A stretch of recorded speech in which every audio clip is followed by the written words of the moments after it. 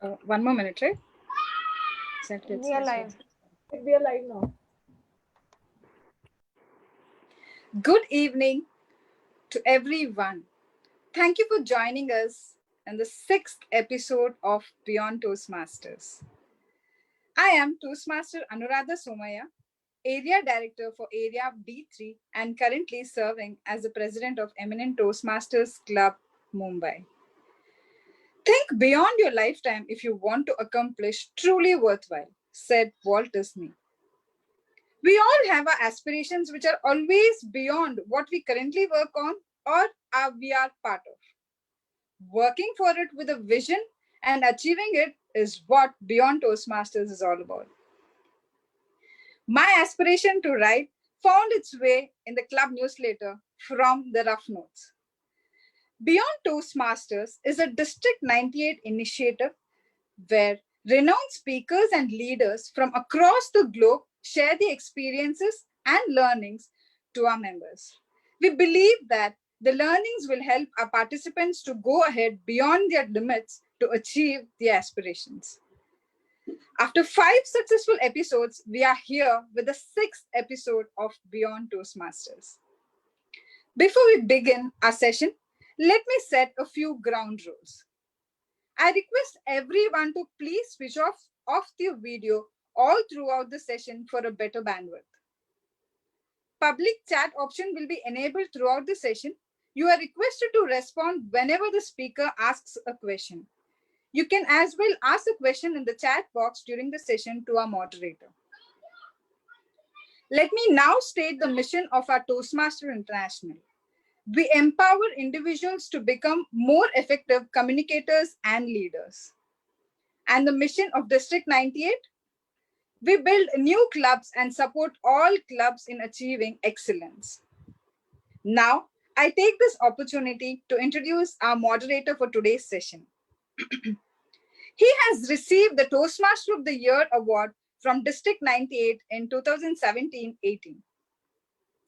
He has served as a club president at Eminent Toastmasters Club and helped the club achieve President Distinguished status for the very first time. He has received the Tripartite Award twice and received the Pristine Award. He has previously served as a district administration manager and also as an area director.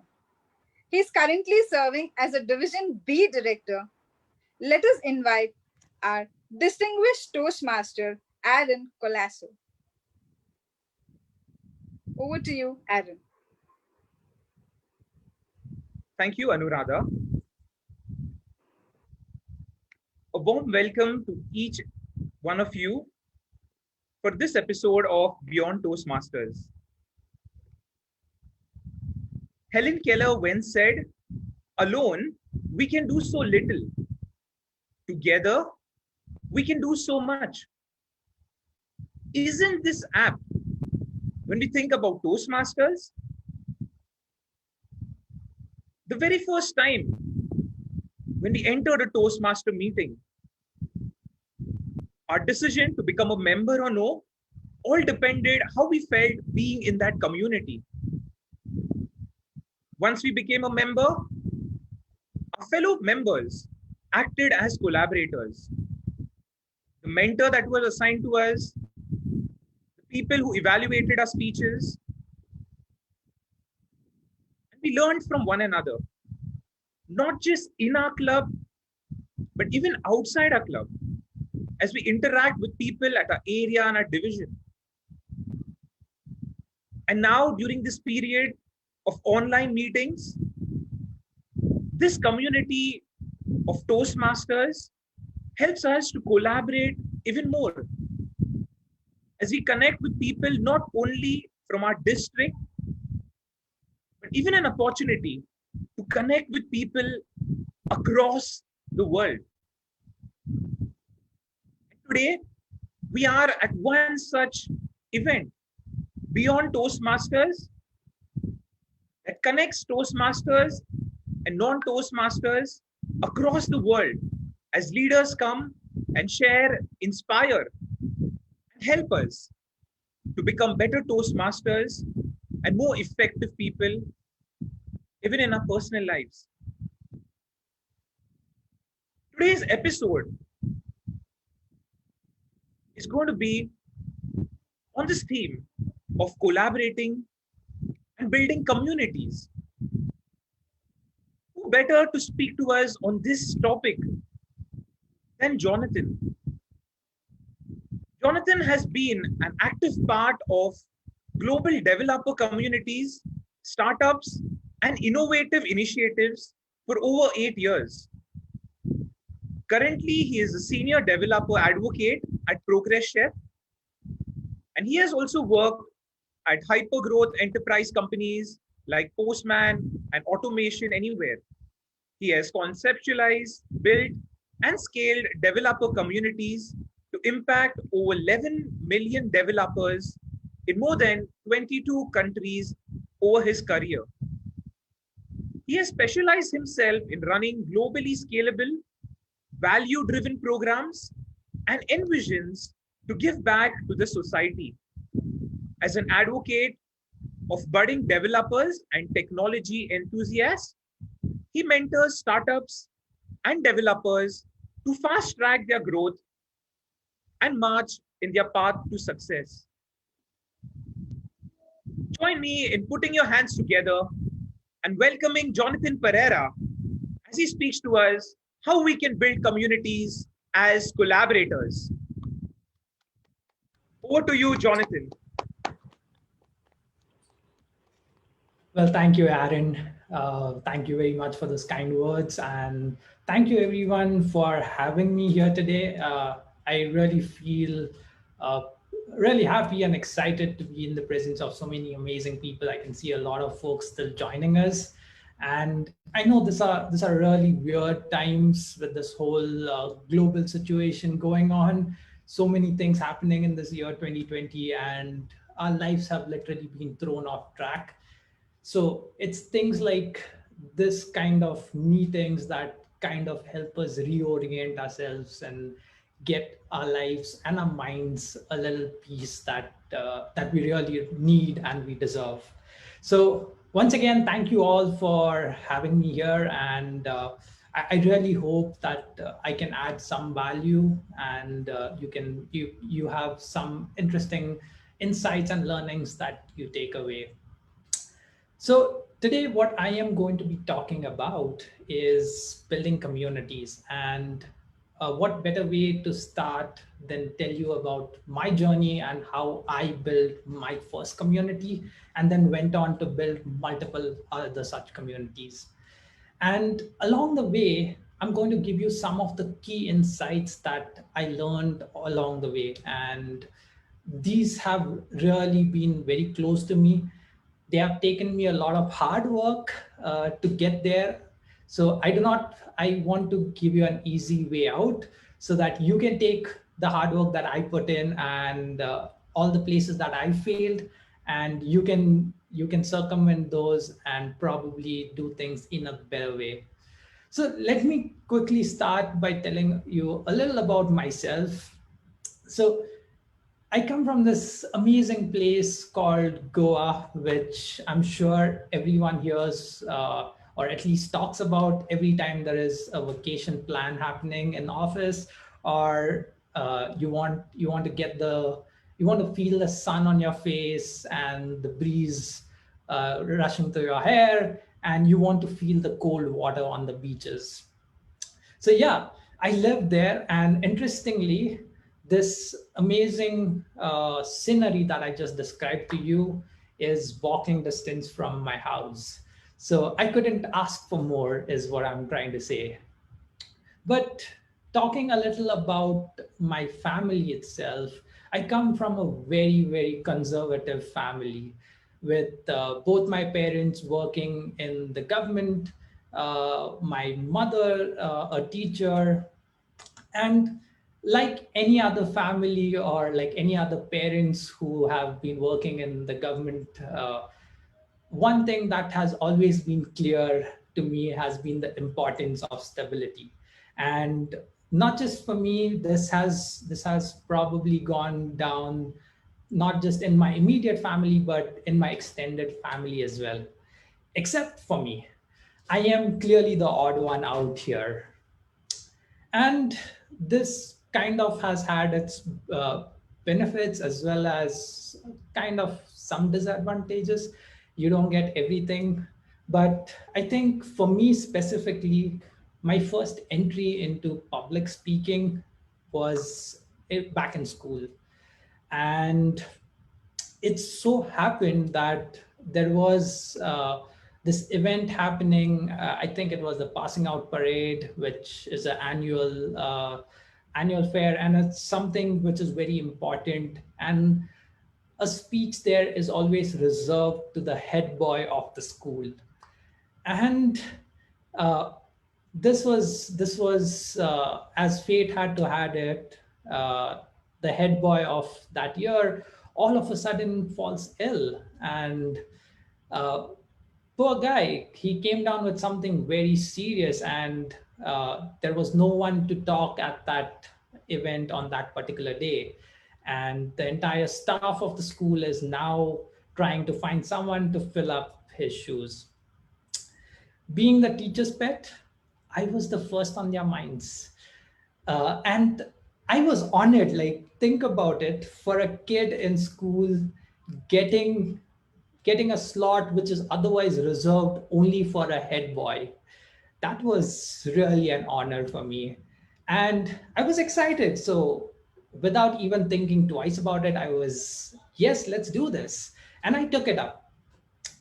And i I realized I didn't even know what I had to do. But when I did ask what I really had to do, I realized I had to go on stage in probably 20 to 30 minutes and then talk about some of the things that have transpired over the last year in the school, in the education system, and which affect our students. And I'm given to understand that at Toastmasters, this is something that you all call table topics, if I'm not mistaken. And I'm sure that y'all being experts at this may not find it that difficult, but you cannot lie to me and say that you do not get even a tiny hint of nervousness when you have to do this. Now, imagine the situation of a kid who is in school. So, with all that excitement, I still go up on stage and I see 800 students standing in front of me. And all of a sudden, my brain is dead. My eyes are watering. My lips are dry. My hands are numb. My legs are numb. And there are butterflies in my stomach. And my entire body is tingling. I do not know what to do. How do I talk to 800 people standing out there? But somehow I managed to do that.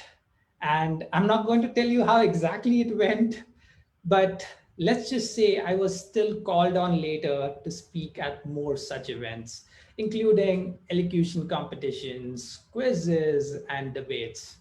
And by then, I kind of had the hang of it, so it was relatively simpler.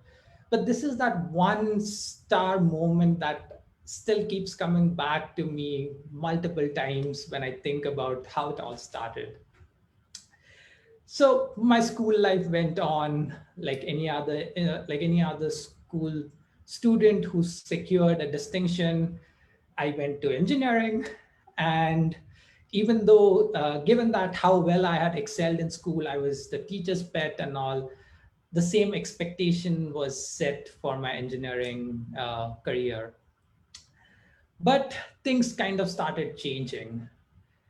Uh, for starters, in school, it was more like my mother being a teacher. It felt a familiar territory for me, something that I knew, something that I related to. But the moment I went to engineering college, it was completely different for me. I felt lost. It felt like I was stepping out into the wide world, which a lot of people have earlier said is a bad world. And more importantly, I had to make a place for myself in this world all by myself. And there was no one to look out for me. Obviously, there were my lecturers, my faculty members, the so-called friends who would give you ideas and thoughts on things to do to make your life happier. But at the core, I started questioning a lot more.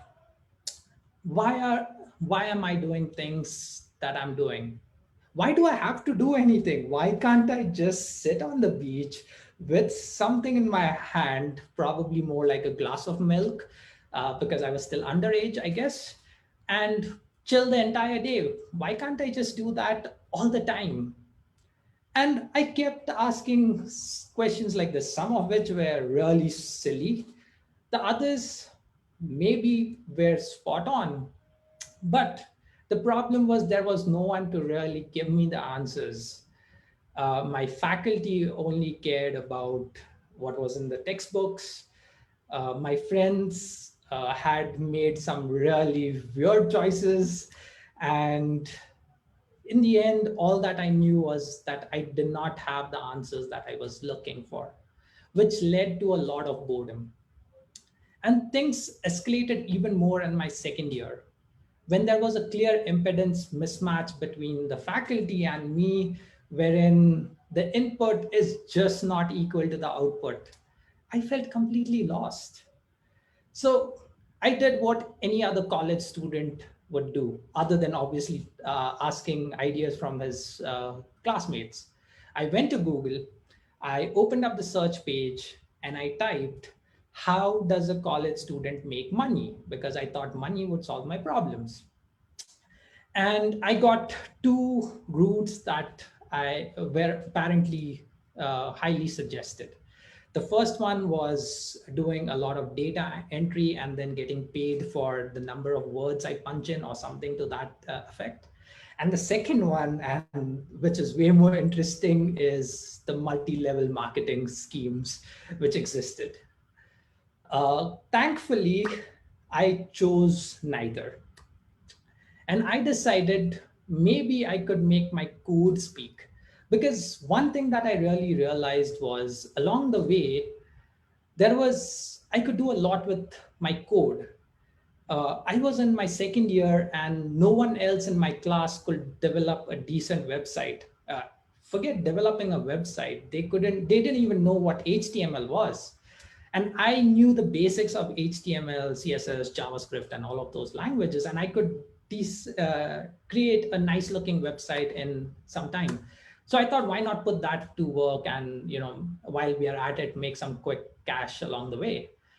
And that kind of led me to a lot of places, including Stack Overflow and Quora. And this is where things really started getting interesting. So Stack Overflow, for those who are not aware, is the place where nerds like me hang out and try to solve not just their engineering problems or programming problems, but life problems in general. Believe me, that's true. So yeah, like the old saying goes, a lot can happen over coffee, but for me, a lot more happened over Stack Overflow. And one very particular thing that I want to point out that happened was I met this one other person who apparently was from Goa. And all of a sudden, I'm excited because now there are two people from Goa who are on Stack Overflow. Yes, just two of us. And the next logical question is, let's meet up for maybe not coffee, but obviously we couldn't afford CCD back then. So maybe some kind of Mazda or something like that we could buy at the shop. But that's when it hit me. This other guy is located in a very heavily guarded campus, also known as BITS Goa campus. And that was the end of our plans to ever meet in real life. But we still kept in touch online. We kept chatting a lot. And one fine day, this guy, out of the blue, just randomly mentions that, hey, you know what? There is this guy called Rajan Anandan from Google who's visiting the campus. Do you know about him? And I'm like, you aren't serious, are you? Who doesn't know Rajan Anandan? So for me, Rajan Anandan was he was the incarnate of Larry Page in India, because he was the managing director of Google in India. And for me, that was someone I just had to see. If I had to see him, it was more like literally seeing God.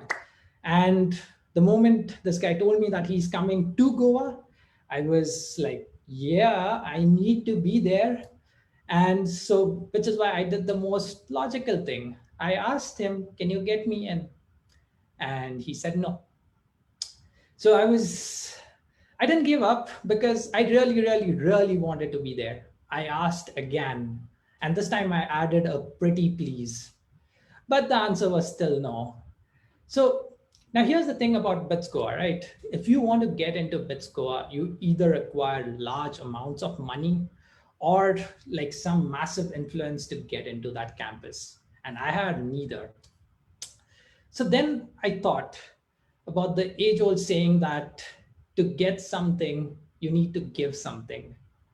And that's when I asked this guy for the third time, hey, what if I organize the one thing that every Bitsian dreams of having?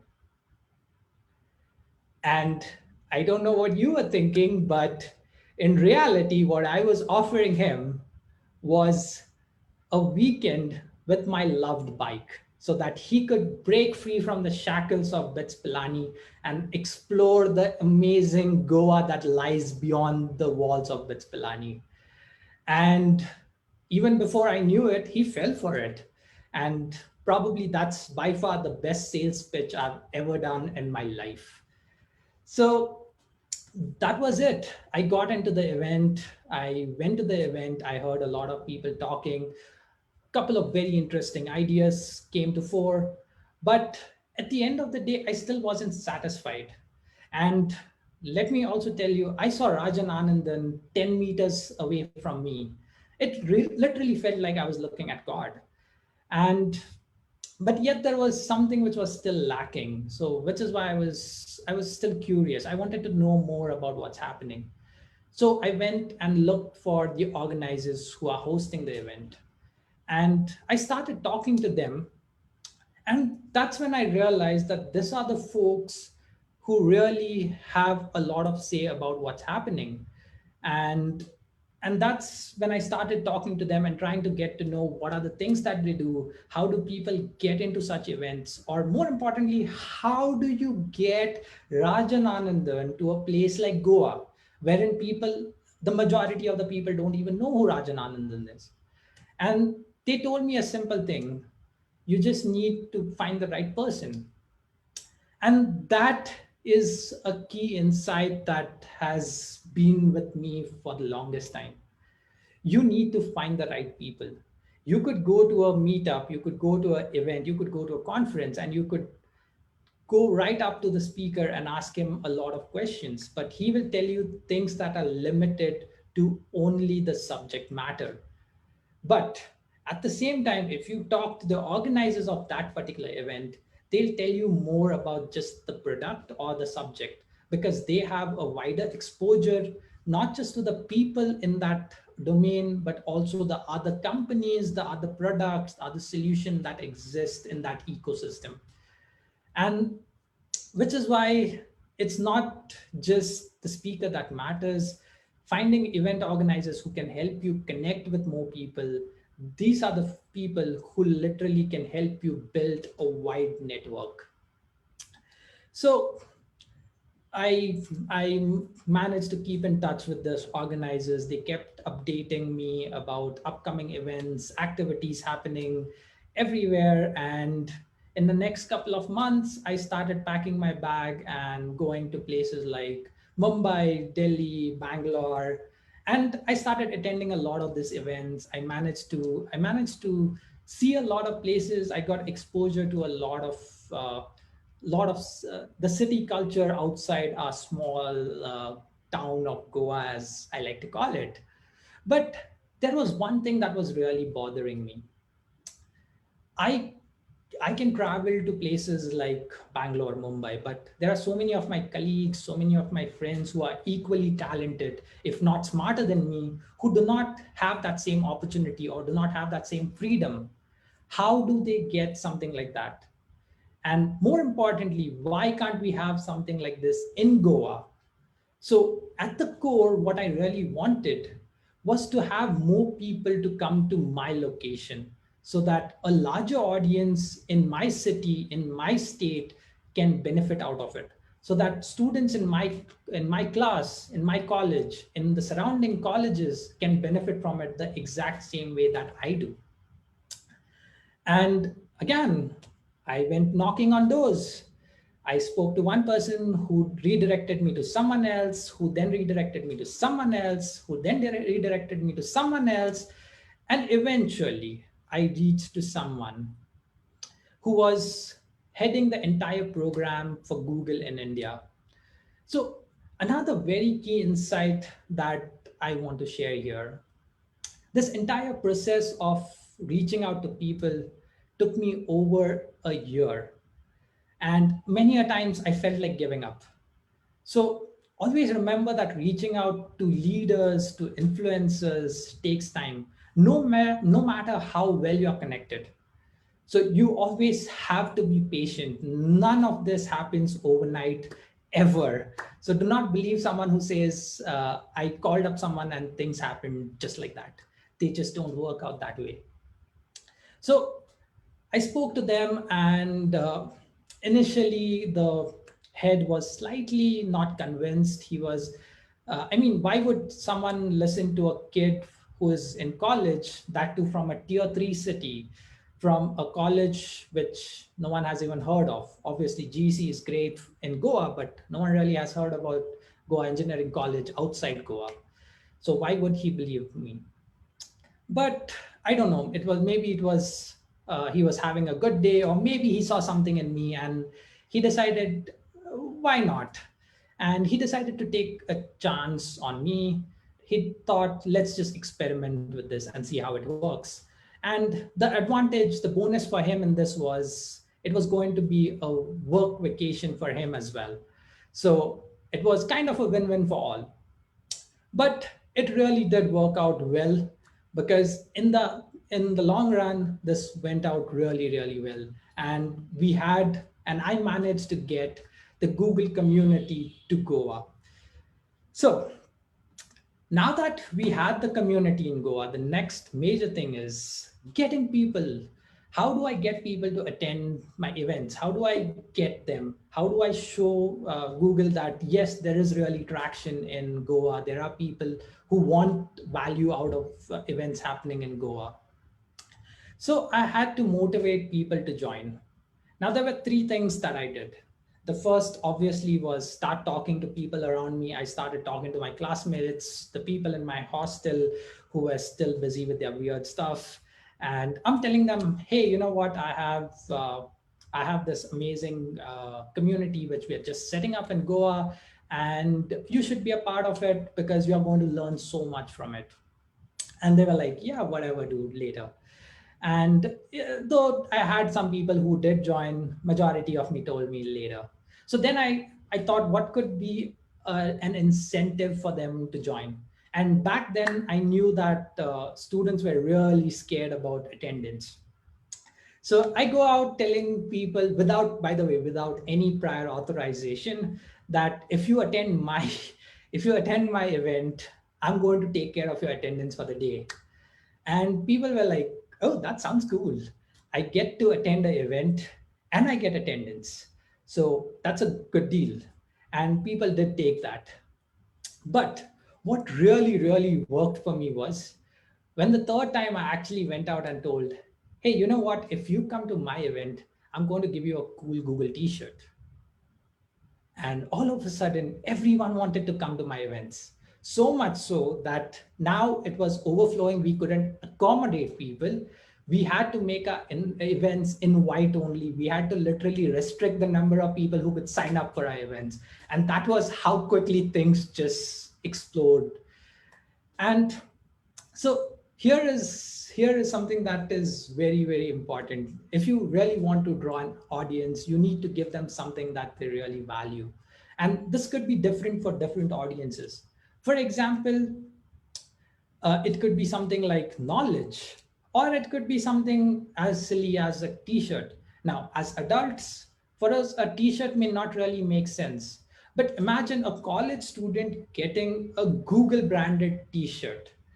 Now, that's something that they really love and would do anything for.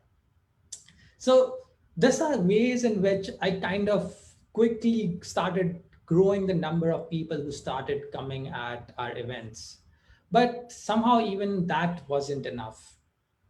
I had to start making this more about not just coming for an event for the t-shirts or for the food, but more to gain knowledge. And I realized over the last couple of months when I'd been going to a lot of events in Bangalore, Delhi, Mumbai, I was learning a lot from the speakers. Now, unfortunately, I couldn't get the speakers down to Goa, but what I could do was I could maybe distill the information that they shared and share that exact same information with the folks out here. And that's exactly what I started doing. I started taking sessions wherein I would talk about development, programming, starting from scratch, sometimes even simple things like how do you create a presentation? Because these were things which a lot of students needed help, especially in their final years. So I started noticing a lot of final year students coming to listen to a second year talk about how to create a good PowerPoint. So the important thing here is to move forward, you always need to give back. And giving back is one of those key values that I hold the community very close with. So now that I had a lot of people coming in, I started creating micro communities, first starting with my classroom, going broadening out to my college, then going into neighboring colleges. And now we had individual communities spread across various colleges and locations across Goa. But there was something which still wasn't satisfactory for me. I still wanted to see how I can take this to the next level. And it was clear for so long, it was just the student developers that were engaging with me. I had to change that by involving working professionals. And that's exactly what I did. And and for that I started reaching out to a lot of other communities. Now I never knew there were really other communities in Goa, but as I started searching, I got to know there are people like there was this amazing guy called Jonathan Pereira, who you probably know about, who was building a community for IT professionals. There was another journalist uh, building communities for the open source software. And that's exactly where I started reaching out to them. Now all of them were operating in silos just like me, and I took the first step and said, hey, I am doing this, I see you are doing this, can we maybe collaborate and do this together? And all of a sudden, I had Jervis telling me, hey, why not? That sounds good. I had the other guy saying, yes, that sounds amazing. Let's do this. And from one point to another, all of a sudden, we had an endless, unlimited supply and demand happening. So I had all the students on one side who were eager to learn. On the other side, I had one community coming and saying, hey, here are the opportunities which your students can avail in terms of job placement, in terms of internships. I had another community saying, hey, I have the best speakers in the particular domain. Here they are at your disposal. And all of a sudden, you had this vibrant ecosystem in Goa. And there is just one thing that I think sums up all of this, and that is the network effect that this all created. And I like to call that as the butterfly effect. And the butterfly effect is, and this has gone from the butterflies in my stomach on the first time I was called on stage to right now, this network effect helping me do things which I otherwise thought were impossible for a kid like me. So quickly moving to what happened in future, I had to move on. I got a lovely job in Bangalore, migrated here. And then a couple of years later, when my current company reached out to me and asked me, hey, Jonathan, we are looking for someone to build a community for us. And have you worked with communities? Do you have some experience in this particular domain? And that's when it hit me. I have not only built a community for a product or a company, but I had the skill set with me to do that for the entire state of Goa. And that by far is my greatest achievement till date. So, before I wind up, I would like to leave you with one closing thought. Start small, look for avenues, and always keep giving back. Thank you so much for having me.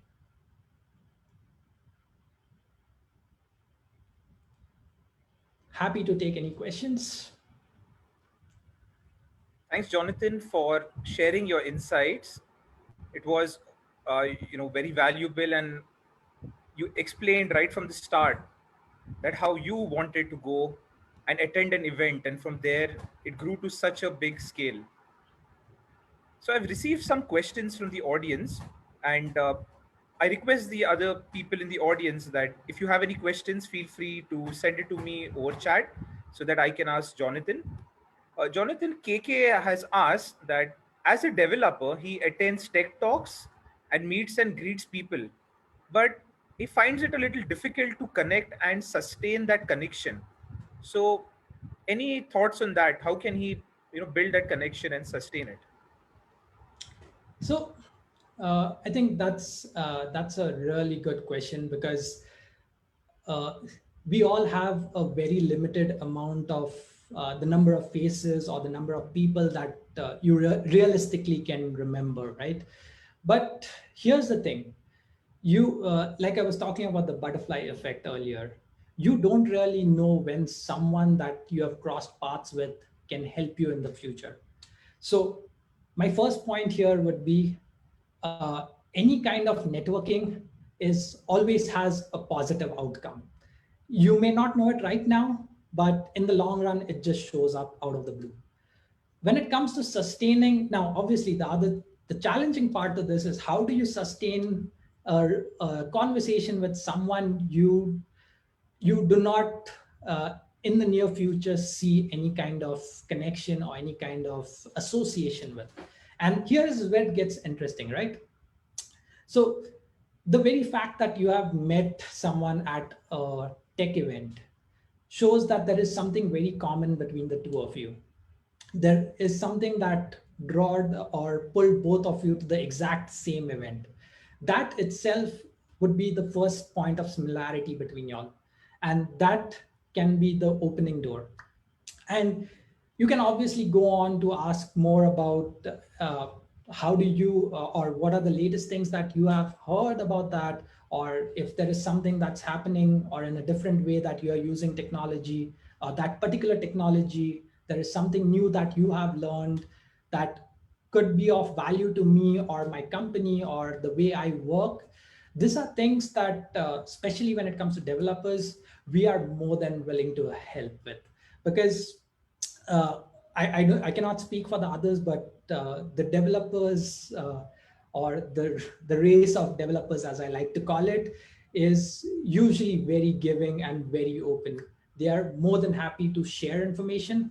So I think what I really would what I really would say is more importantly, it's finding that commonality between both of you and trying to nurture that, because eventually whatever it is that will again make you cross your paths will be because of this one commonality. Now, if it's multiple commonalities, which usually tends to be the case, then that's even going to be simpler for you to continue the conversation.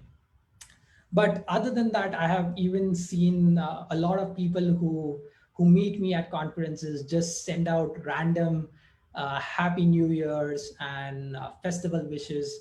That also helps. And I think a very good example of this would be during the COVID pandemic situation, when there were massive layoffs happening. I saw a lot of people randomly reaching out to people who they had met maybe just once, asking them if they have any kind of opening or any way they could help them with. And this by itself is a very good example of how this one interaction could help you. Thanks, Jonathan. I have another question from Shrisha. What if someone is an introvert? How would they approach other people, or how can they build or grow their network? That's a beautiful question, and thank you for asking that, because that is something that I strongly relate to. Because you may not really feel this, but I do consider myself introvert too. So it's again but again, I do. It just has been forcing myself to attend meetings like this, or randomly being put in the spot, and being asked my thoughts, which actually have made me open up. And eventually, you realize that people are more forgiving than you thought. Because one thing that I really always felt was the reason I was quiet was, or I never used to speak up, was because I always thought people might judge me or people might think I'm dumb. But the more I started talking to people and sometimes just venting out things, which, by the way, used to be silly, by the way, and people never really judged me. So you always need to remember that people in general are very forgiving and are do not really judge you as much as you yourself think. So just put yourself out there. Initially it slightly gets it's really difficult. And here's a trick that I found. So if you go to a conference or any tech event, when it was being held physically, you would always find at least one other introvert person who would occupy a table somewhere in the corner, all by himself. And that's a clear a sign that he's an introvert. How about you go talk to that one person, because he is having the exact same fear that you have. And that by itself, and that, by the way, is the exact same thing that I used to do. I used to go find the most loneliest person and just say, hey, hi, I am from this company, this is what I do, how about you? And that was enough to spark a conversation. And then it actually turns out introverts tend to get a lot more talkative once they get comfortable. And then we would have conversations which lasted for minutes altogether. So just one suggestion: put yourself out there and do not fear what others would think. We usually tend to underestimate ourselves and how actually smart we are. And so just put yourself out there and give it your shot. Thanks, Jonathan. Now you explained your entire journey in a span of around 20-25 minutes, but I'm sure this is a journey over a span of multiple years. Was there any point in time that you felt that you should just give up? You know, things are not happening how you expected. And to add on to that question, what do you think would be a motivation for a person, especially if they are in a voluntary organization like Toastmasters? Or I remember my discussion with you a couple of days back, when most of the work that you did initially of building the community was all because of your interest and not actually any monetary benefit. So in such a case, what would be the motivation? Okay, so yes, another thing that the feeling of giving up, or more importantly, the urge to give up, as I like to call it, happens all the time, all the time. And in fact, this is something that is synonymous to the human nature, I would put it as. Because if you do not see things going your way, you'd rather just wash your hands and say, maybe it was destiny, maybe it wasn't meant to be, maybe that's how fate, or you would probably bring in some superpowers and try to explain why things aren't going your way.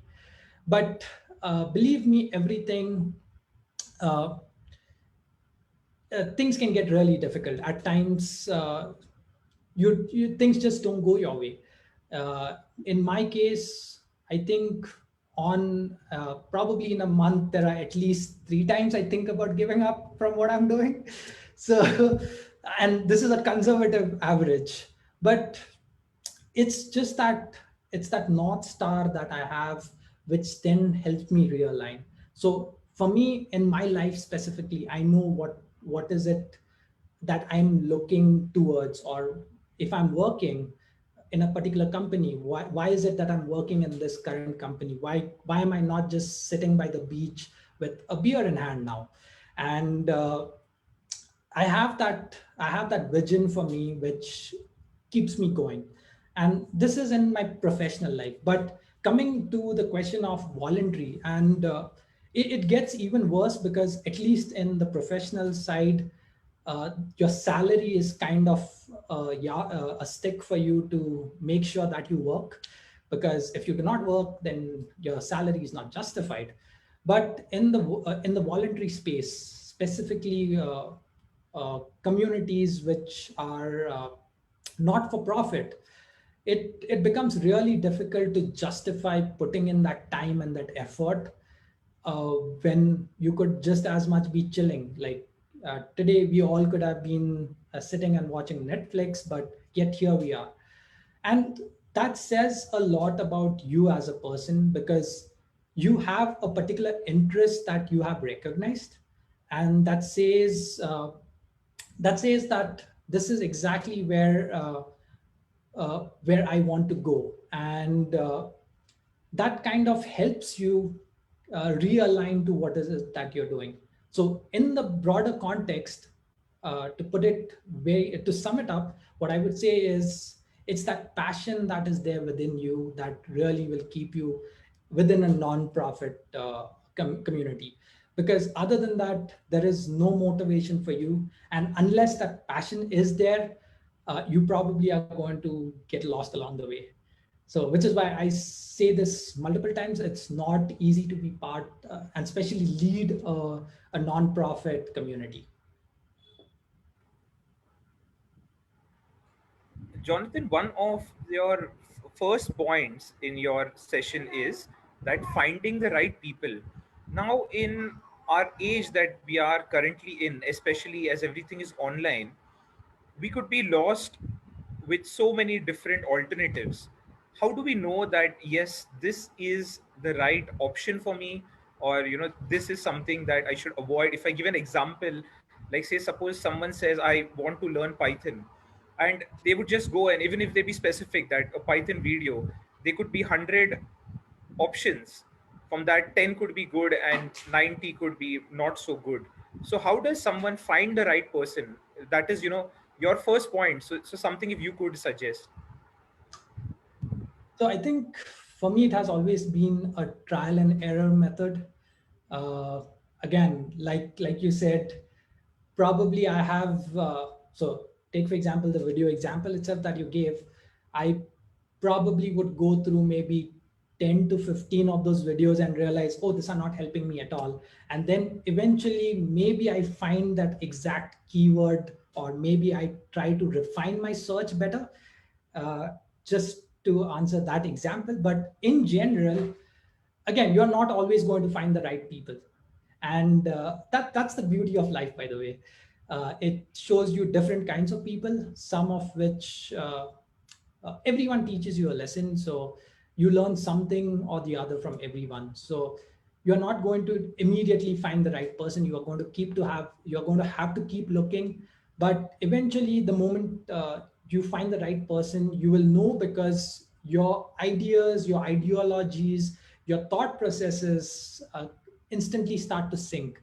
You can kind of instantly connect with that person, and you know that yes, I completely understand where this person is coming from, and that person understands you as well. This is a two-way communication, and that's very important. So it's always a trial and error method. There is no sure short way, or at least there is no hack that I know of. But yeah, you just need to keep so which is why the more you talk to, your chances of finding the right person increase substantially. Plain statistics. Thanks, Jonathan. We have a couple of questions from Ashish Sinha. The first one is that what should one do after joining a community? And secondly, this is specifically to electronic design. If you have any suggestions on any community in India that Ashish can join. um, so the first thing after joining the community is very obvious. Get to know the community. There is probably a reason why you joined that community. You have probably already heard something about that community or the people that are there in it. uh, keep that thought in mind and get to know that community better, how it can help you, what are the key takeaways that you can get out of that community, what are the learnings or self improvement, as I'd like to call it, that you can take out of that community. The second would be get to know the people in the community. The community is as good as the people it has. So if you really want the most out of the community, try to get the people, because the community is a non-tangible object. There is You cannot go and interact with the community. What you interact with are the people. So you want to get to know the people, understand their backgrounds, understand what is it that they bring to the table, understand what they're really good at, and you could learn that. So this could be as something as simple as someone is really good at functional programming, whereas someone may be good at Python. So you could talk. There is no point. It doesn't make sense talking to the guy who knows about functional programming about Python. He's not going to help you out. But if you go to him and ask him just about functional programming, he is your guy. So understanding what that person has to offer or what he's really, really good at is the second thing that you need to do. And the third thing that I said, and which I hold really dear to me myself, is start giving back to that community. Just like how you expect to receive, there is something that you are good at. Try providing it to others. Tell the other folks in the community that, hey, you know what? I'm Ashish, and this is something that I'm really good at, or even moderately good at. You don't have to be an expert in everything. No one is an expert, but you could start small and say, this is, or you could just maybe say, this is my interest, and this is something that I really like to and love to talk about. So if ever you have some doubt, or if you ever want to brainstorm on a particular subject, I'm your guy.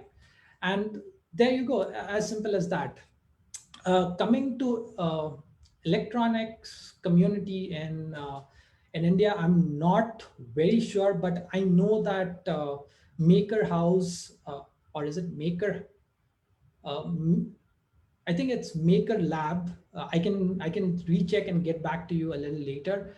But I know there is a Maker Lab which is based out of Ahmedabad and supported by a couple of international organizations, which is running communities which are specifically in the electronics segment, and they're doing a lot for social and environmental problems.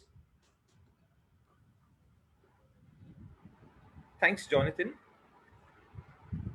Jonathan, we come to a time when we are, just about to end. I enjoyed listening to your story,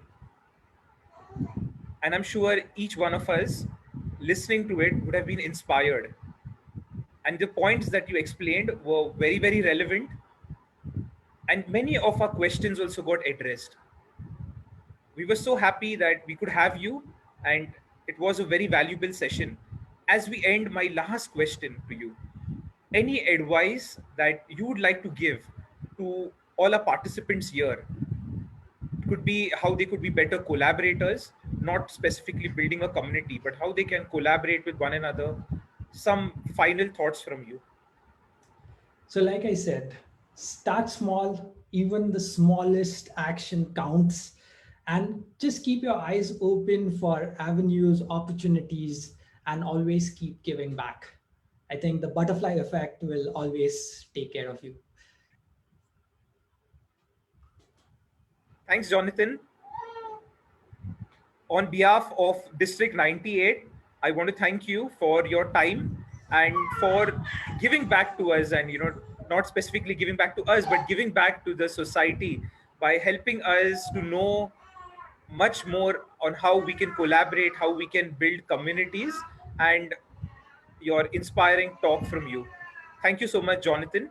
We look forward to connecting with you, in the future.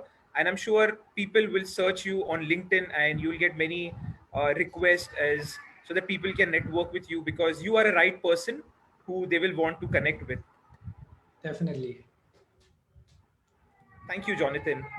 With that, I would like to call our PQD, Vinay Srivastava. Vinay is a Toastmaster for over 4.5 years, and he served in various XCOM roles like the president, the vice president, relations, public relations. He has been an area director, and as the division director of Division M, he helped it to become a president distinguished division. Currently, he's serving District 98 as the program quality director, and professionally, he is a vice president of procurement and real estate in Blue Dart. Let's put our hands together and welcome our program quality director, Vinay Srivastava. Thank you, Aaron. Thank you so much. And it was wonderful listening to you, Jonathan. Uh, one thing which I loved, if you say talk about one takeaway for me was the value which I give. So any person who joins the community, what is the value that he is getting? And that is something which is very, very important for each one of us. So there, when we talk about community, one thing is very clear, that there is a mission, there is a goal of each and every community. And if each and every person who is in that community, unless and until he identifies with that value, with that mission, with that goal, then the community does not become strong. So strong communities are built on the values, built on all these parameters that you have shared with us. Thank you so much. I'm sure everybody who is listening and everybody who will listen to the repeat telecast on Facebook, they will have something to take away, because uh, each and every person who is not a Toastmaster, but when he comes to us and he brings us some of these things which help us in our journey, whatever you have said, I am sure all the members will be benefited in terms of building clubs, building new clubs, whatever, in whichever way they are struggling. So thank you so much. Thank you for thank you for gracing the occasion. We hope to see you again sometime. Over to you, Aaron. Thank you.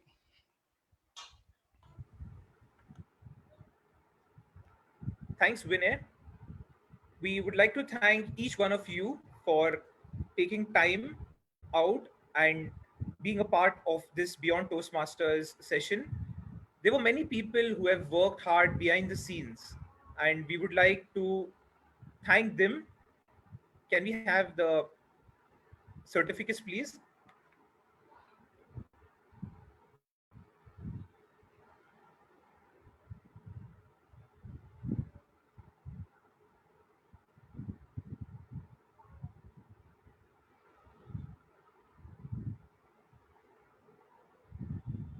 This truly has been a collaboration.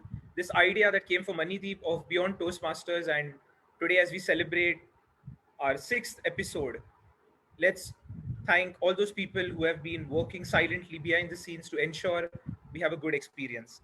The first certificate goes to our Zoom master, Gaurav Karnik, who silently ensured everything went so smoothly, and we didn't even have a hint knowing that someone is ensuring everything is happening well. Thanks, Gaurav. Thank you. Next, please.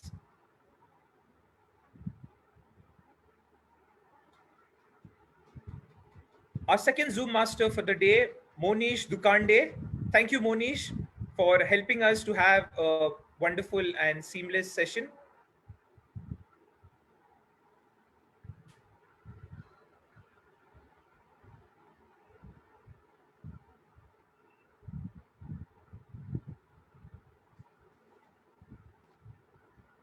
As we were listening so enthusiastically to Jonathan, there was one person who was continuously disturbing me, telling me it's 15 minutes, it's 20 minutes, 25 minutes, and we had to end only because of these two people. The first one is Priya Parker, our timer, who ensured that we were well on time. Thank you, Priya.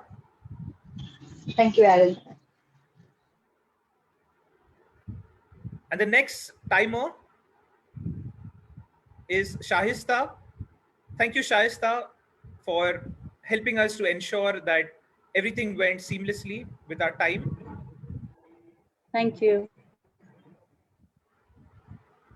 Thanks, Shahista. Thank you. We had our opening address by Area Director Anuradha Somaya. Thank you, Anuradha, for setting the stage and letting know about the rules and starting today's session. Thanks, Anuradha. Next, please. So I would like to thank myself that I was present here. Just kidding. Let's go. And I'd like to thank Vinay that this is a busy time of contest and so many things happening, but he always ensures that he's able to give time for Toastmasters and are always ready. Thank you, Vinay. Thank you. Thanks. With this, we come to an end of today's session. Thank you, everyone, for joining, and we look forward to your participation in our next episode of Beyond Toastmasters, episode number 7. Thank you, and have a nice day. Bye. Bye. Thank you, everyone. Thanks. Thank you. Yeah, thank you everyone. Have a great time. Thanks, Jonathan. Thanks.